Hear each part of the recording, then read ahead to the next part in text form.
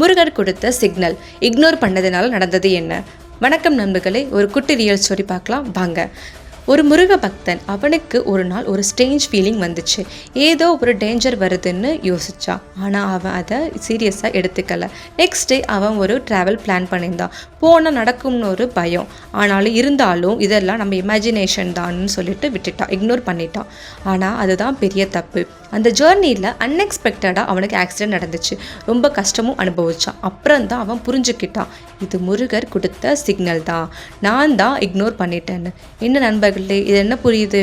சில நேரத்தில் நமக்கு வர்ற இன்னர் ஃபீலிங்ஸை ஜஸ்ட் ஃபீலிங்ஸ் இல்லைன்னு விடக்கூடாது.